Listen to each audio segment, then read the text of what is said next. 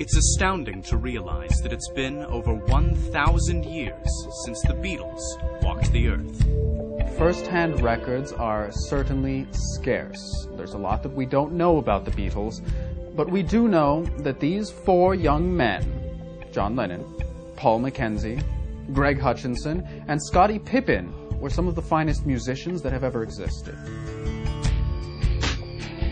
The Beatles rose to prominence when they traveled from their native Linverton to America to perform at Ed Sullivan's annual Woodstock Festival.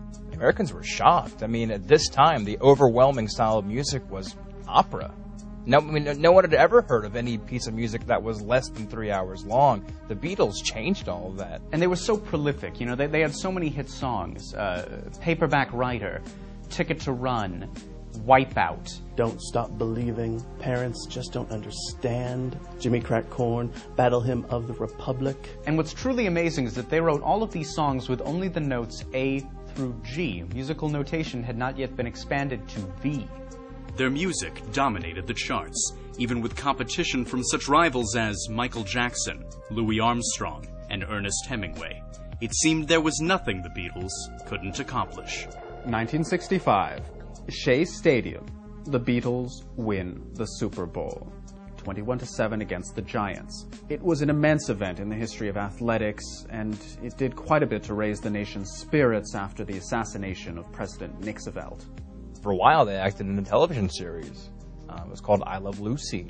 The prosthetics and makeup on the show was just incredible. You couldn't tell it was them. They invented the thumbs up. It's a gesture you don't see much anymore, but people would do this to each other, and the Beatles were the first to do it. And they were pioneers even in animation. Paul McKenzie, just pen to paper, just doodling around. The next thing you know, we have Mickey Mouse. Perhaps the Beatles' greatest accomplishment came with the release of their groundbreaking album, Sgt. Pet Sounds and the Spiders from Asia. Sadly, no copies of this album remain. They were all fed to Emperor Gorlock in 2652. However, I've taken it upon myself to form one of the finest Beatology teams in the world.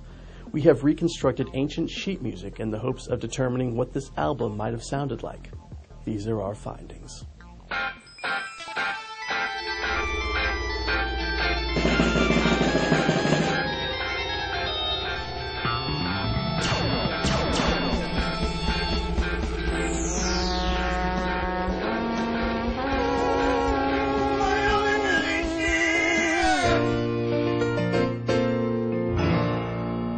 Soon after the album's release, rumors began to circulate that the Beatles would break up.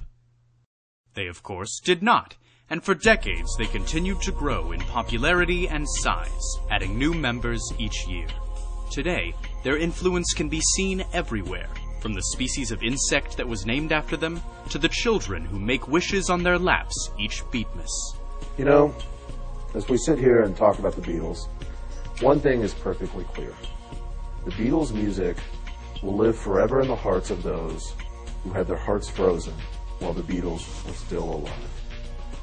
Join us next week as we profile Orson Welles, the filmmaker behind the scathing Vietnam War critique, Dracula, Dead and Loving It.